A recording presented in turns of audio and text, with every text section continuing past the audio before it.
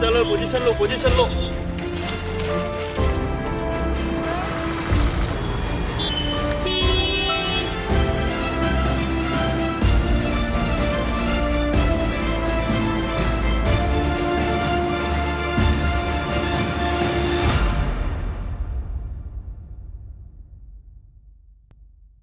गढ़चिरौली जिले की तस्वीर बदल रही है।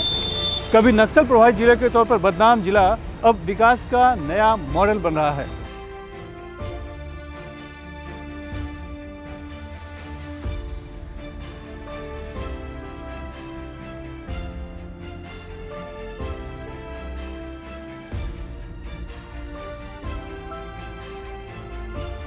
साल 2014 में मुख्यमंत्री बनने के बाद देवेंद्र फडणवीस ने जिले में विकास का जो खाका खींचा वो अब मूर्त रूप लेना शुरू कर दिया है। जंगल में गए थे तो जिंदगी अच्छा नहीं रहते सर, लेकिन इधर आने से अभी मेरे को पहले नहीं जानता था, मैं भी नहीं जानता था।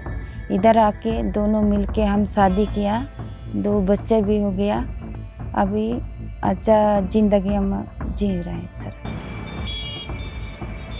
पहले नक्सलग्रस्त था, अभी कैसा है नक्सलग्रस्त सब सिलेंडर हो रहे हैं ना, इसलिए थोड़ा डेवलप हो रहा है। गढ़चिरौली जो पहले था अभी काफ़ी डेवलपमेंट अच्छा हो रहा है, और नक्सलाइट जो पहले थे अभी नक्सलाइट कुछ भी नहीं रहा है। पहले लोग आने के लिए डरते थे, अभी कुछ भी नहीं, कभी आधे रात को भी आ गए और इंटर में चले गए तो भी कोई प्रॉब्लम नहीं। बहुत सारा परिवर्तन हो रहा है, क्योंकि गढ़चिरौली ज़िले में गोंडवाना विद्यापीठ आ गया, MBBS कॉलेज आ रहा है, और जैसे नर्सिंग कॉलेज है, सीनियर कॉलेज है, बहुत सारे कॉलेज निकल रहे हैं। पहले शिक्षा के लिए लड़के थोड़े डरते थे स्कूल में जाने के लिए, और एब्सेंट का ज़्यादा प्रमाण था। अभी धीरे धीरे एब्सेंट का प्रमाण कम हो रहा है, और स्कूल की जो संख्या जो है वो धीरे धीरे बढ़ती जा रही। लेकिन नक्सल प्रभावित जिले में अच्छे दिन लाना आसान नहीं है। पुलिस प्रशासन और राज्य सरकार ये कैसे संभव कर रहे हैं, ये जानने के लिए और देखने के लिए हम खुद गढ़चिरौली आए हैं। देखिए बदल रहे गढ़चिरौली पर श्रेष्ठ भारत की विशेष रिपोर्ट।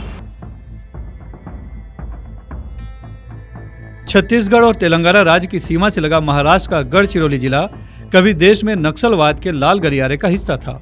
नक्सली आए दिन खूनी खेल खेलते, जल जंगल जमीन बचाने के नाम पर गांवों तक विकास कार्य पहुंचने नहीं देते। सरकारी कर्मचारियों और मजदूरों के साथ पुलिस बल पर भी हमला करने से बाज नहीं आते थे। साल 2009 से 2014 तक इन 6 वर्षों में नक्सलियों ने 128 निर्दोष नागरिकों की हत्या की थी, तो पुलिस बल पर भी 194 नक्सली हमले किए थे, जिसमें 100 के करीब पुलिस जवान वीरगति को प्राप्त हुए थे।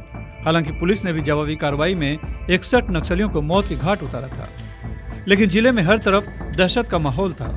साल 2014 में राज्य में महायुति की सरकार बनी और मुख्यमंत्री देवेंद्र फडणवीस ने जिले को नक्सल मुक्त करने के लिए सुरक्षा, विकास और भरोसा जगाने का दूरगामी लक्ष्य रखा।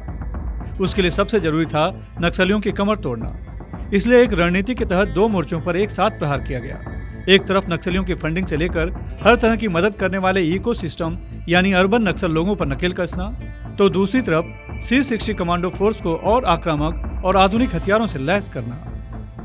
C60 commando force Maharashtra police की नक्सलियों से निपटने के लिए एक तरह की समर्पित और प्रशिक्षित टीम है, जिसका गठन दिसंबर 1990 में किया गया था।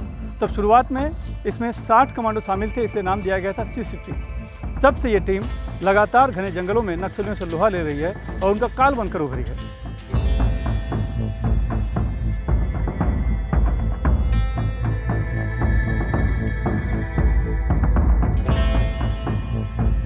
C60 हमारी एक स्पेशलाइज्ड एंटी नक्सल फोर्स है। लगभग 1000 कमांडोज C60 यूनिट्स में हमारे पास हैं, जो किसी और तरह की हम ड्यूटियों में, लॉ एंड ऑर्डर की ड्यूटी हो, क्राइम कंट्रोल की ड्यूटी हो या पेट्रोलिंग ड्यूटी हो, ऐसे किसी भी ड्यूटी में उनका इस्तेमाल नहीं करते। उनका मैंडेट फिक्स्ड है कि वो बस नक्सल विरोधी अभियान करेंगे और माओवादियों की गतिविधियों को किस तरह से गढ़चिरौली में कम किया जा सकता है, एरिया डोमिनेशन हो, इंट बेस्ड ऑपरेशंस हो, केवल हम उसके लिए यूज़ करते हैं। महीने में लगभग 20 दिन वो घने जंगलों में बिना किसी मदद के घूमते रहते हैं कि ताकि वो एरिया नक्सल मुक्त बना रहे।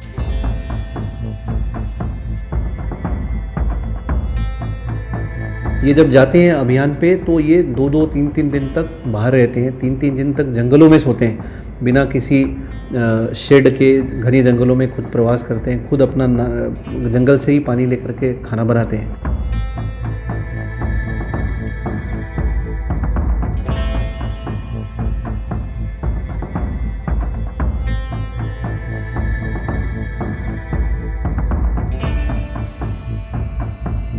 और उसी 3 दिन 4 दिन के अभियान में जिसमें उन्हें 40 से 50 किलोमीटर पैदल चलना पड़ता है इस जंगल के टेरेन में, टफ टेरेन में, वो करके ये वापस आते हैं।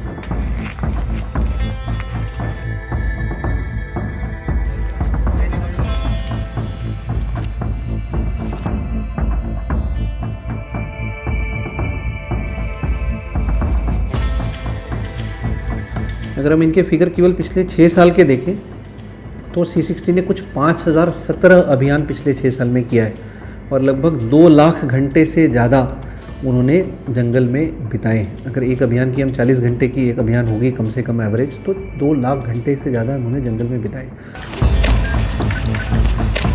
C60 कमांडो का ऑपरेशन कोई आसान नहीं होता है, पग पग पर खतरा रहता है और जान पर बनी रहती है।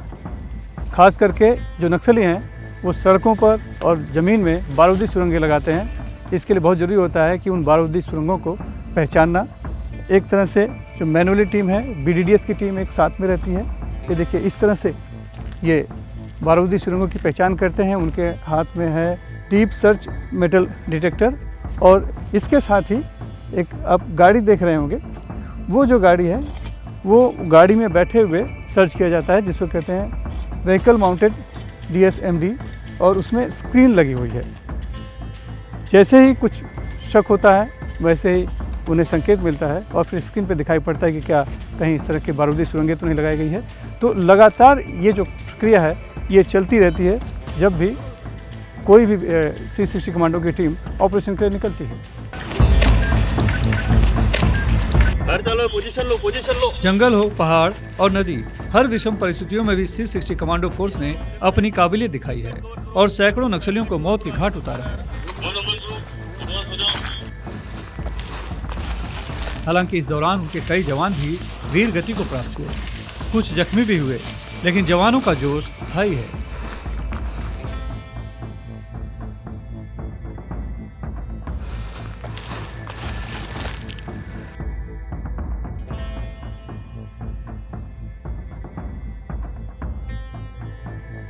सर वो जो एक जोश जो है ना, कितना भी कर वो जोश एक बात आदमी के दिल में रहता ना, ठान लेता तो वो खुद मानता ही नहीं दिल के आप दूसरे जगह पर जाओ और काम करो करके।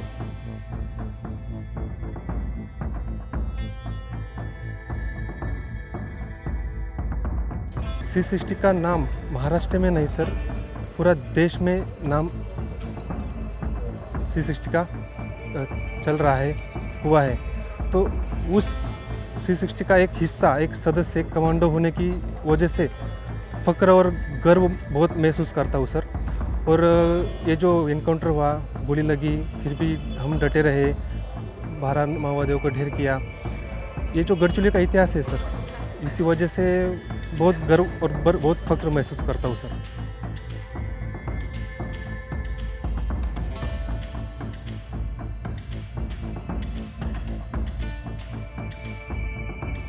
मैं 27 साल से यहाँ सेवा दे रहा हूँ, 24 साल C60 को हुआ है। इस फायरिंग के दौरान मेरा कम से कम 55 मेरा फायरिंग हुए है, उसमें डेड बॉडी रिकवर है सर 97। इस डर जो बोलने वाला वो चीज़, वो 2-3 फायरिंग तक ही डर था। अभी हमको, मुझे तो ऐसा लगता नहीं कि ये नक्सल हमें मार पाएगा। हमको जो टैक्टिक्स जो है अभी तक ये फील्ड के अंदर नक्सल का क्या है रणनीति, और रणनीति के ऊपर हम काम करते हैं। C60 कमांडो के जोश और फडणवीस सरकार की आक्रामक नीति का नतीजा ये हुआ साल 2015 के बाद जिले की तस्वीर बदलनी शुरू हो गई। 2015 से 2024 इन 10 सालों में 225 मुठभेड़ों में 187 नक्सलियों को मौत के घाट उतारा। 316 नक्सली गिरफ्तार हुए तो 224 नक्सलियों ने समर्पण कर मुख्य धारा में आने का फैसला किया। हमारा मेन मकसद है माओवाद गतिविधियों को किस तरह से कम किया जा सके। उसके लिए हम 2 सूत्री नीति अपनाते हैं। एक तो जो लोग आत्मसमर्पण करना चाहते हैं, महाराष्ट्र सरकार की एक आत्मसमर्पण नीति है जो बहुत ही लुक्रेटिव नीति है 2014 की।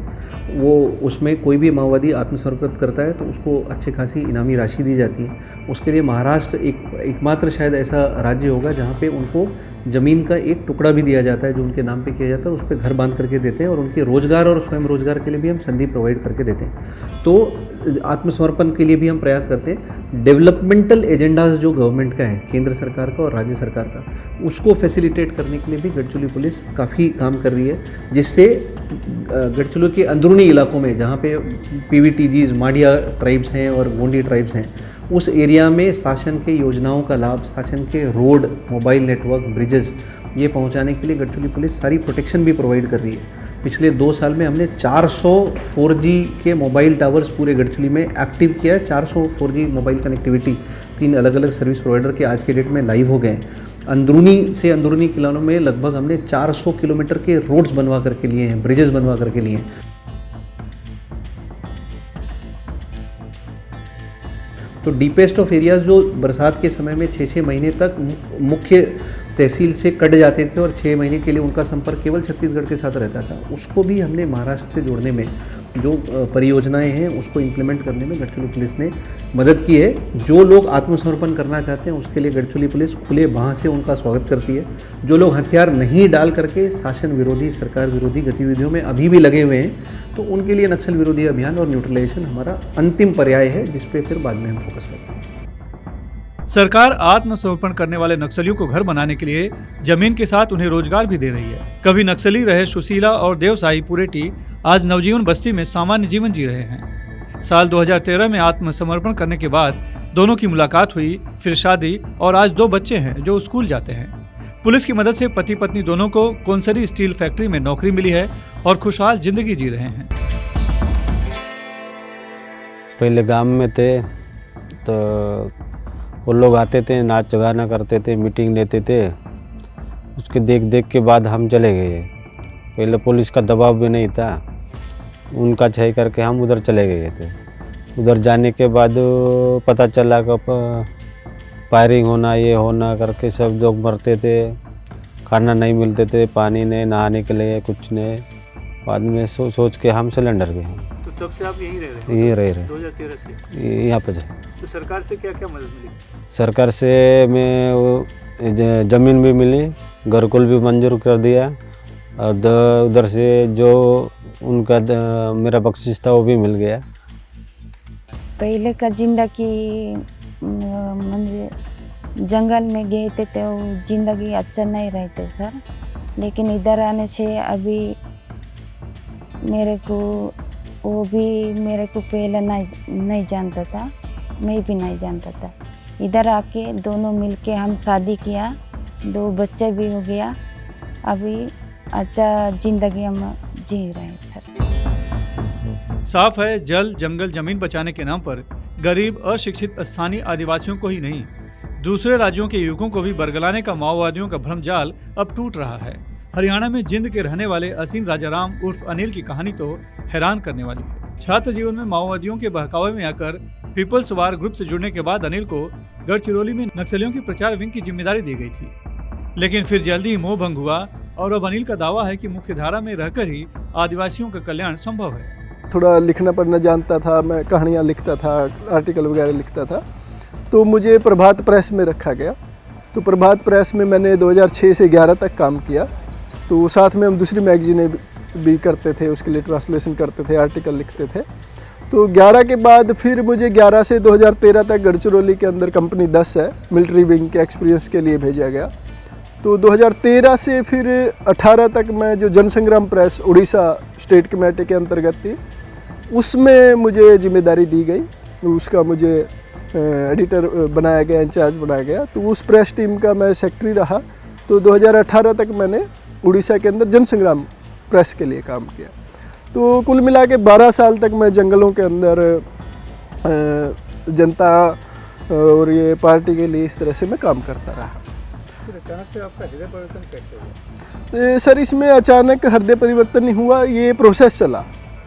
मतलब प्रोसेस इस रूप में चला कि जब हम जो पढ़ते थे, जो हमारा साहित्य लिटरेचर, जो पत्रिका छापते थे, जो हमारा सिद्धांत था, उसको जब फील्ड में जाके प्रैक्टिकली देखा तो उसमें सिद्धांत और व्यवहार में बहुत फ़र्क नज़र आया मुझे।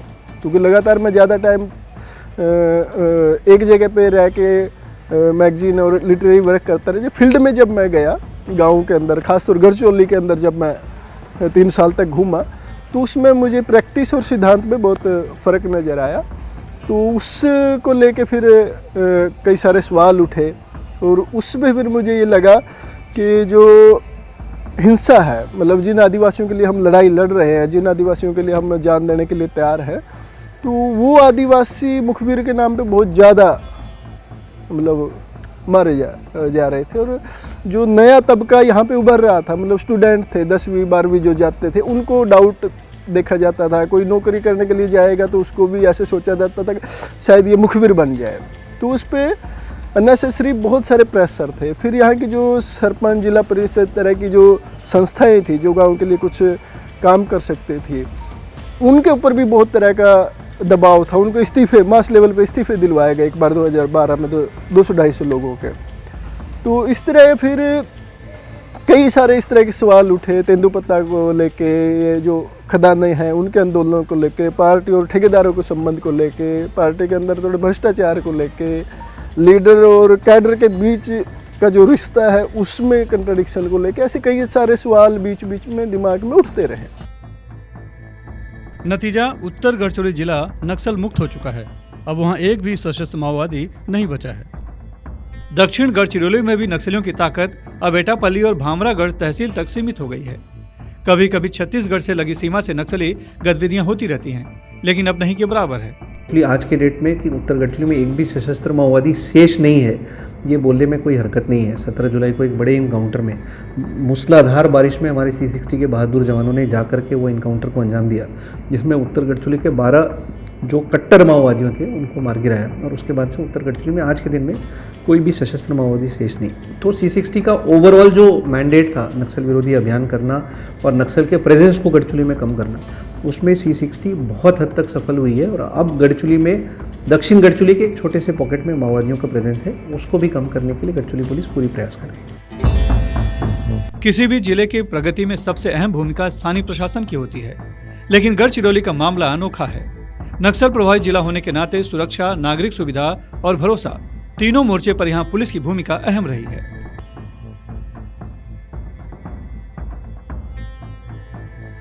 भरोसा जीतने के लिए हमने एक स्पेशल अभियान इम्प्लीमेंट किया था, जिसको पुलिस दादाला और खिड़की बोलते हैं, जो नेशनली रिकॉग्नाइज्ड इनिशिएटिव है कम्युनिटी पुलिसिंग की, जिसके तहत हमारा रीच बहुत बड़ा है। गढ़चिरौली में 64 पुलिस स्टेशन है और हमारा लगभग 12,000 फोर्स है, तो we can reach to the last corner of the district. तो हमने स्टेट गवर्नमेंट की और सेंट्रल गवर्नमेंट की सभी स्कीम्स जिला प्रशासन के हेल्प से पुलिस स्टेशन के थ्रू हमने इम्प्लीमेंट किया।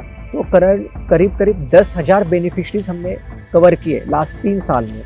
और जो बेसिक जनधन अकाउंट है, आधार कार्ड है, कास्ट सर्टिफिकेट है, जो बेसिक रिक्वायरमेंट होती है जो स्कीम्स का लाभ लेने के लिए, बेनिफिट लेने के लिए, तो वो सब लोगों को हमने प्रोवाइड करके दी और उससे उनको एक इकोनॉमिक बेनिफिट मिला। यह एक पहला एस्पेक्ट रहा।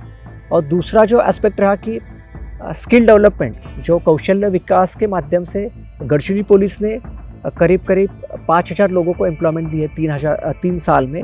और जो इंडस्ट्री यहाँ पे आए उन्होंने भी 6-7 हज़ार लोगों को लास्ट 3 साल में एम्प्लॉयमेंट दिया, डायरेक्ट इनडायरेक्ट। और जस्ट मैं एग्जांपल साइट करूंगा कि जो एटापल्ली जो हमारा मोस्ट बैकवर्ड तहसील है, उसमें लास्ट 3 साल में 4,000 टू व्हीलर का सेल हुआ। तो this is a sign of economic empowerment. दूसरा एक इंडिकेटर है, सबसे ज़्यादा एनुअल पेट्रोल और डीजल का सेल की in terms of growth in Vidarbha Gadchiroli में होता है। तो this is also sign of बड़ा इंफ्रास्ट्रक्चर बनाया जा रहा है, लोगों में इकोनॉमिक एम्पावरमेंट हो रहे हैं। तो ये इंडिकेटर्स है कि जो 3 साल में जो चेंज लाया है, तो अभी लोगों को विश्वास हो गया, तो इसलिए कोई प्रोटेस्ट नहीं है। हाँ, और जो जल जंगल ज़मीन का जो है, आई थिंक पेसा आने के बाद पेसा ने ग्राम पंचायत को बहुत पावर्स दिए, तो रिसोर्सेस तो लोगों के पास है, ग्राम पंचायत के पास है, तो लोगों को पता है इसमें ना शासन या प्रशासन की कोई एक्सप्लॉयटेशन की भूमिका नहीं है। और जो इंडस्ट्री आ रहे हैं, जो प्रशासन ये कर रहा है, वो हमारे एम्प्लॉयमेंट के लिए, हमारे आर्थिक उन्नति के लिए काम कर रहे हैं। किसी भी क्षेत्र के विकास के लिए जरूरी है शांति, सुरक्षा और इलाके के लोगों में प्रशासन के प्रति भरोसा। गढ़चिरौली पुलिस ने इन तीनों मोर्चों पर उल्लेखनीय काम किया है, इसलिए राज्य का सबसे पिछड़ा जिला अब विकास की राह पर चल पड़ा है।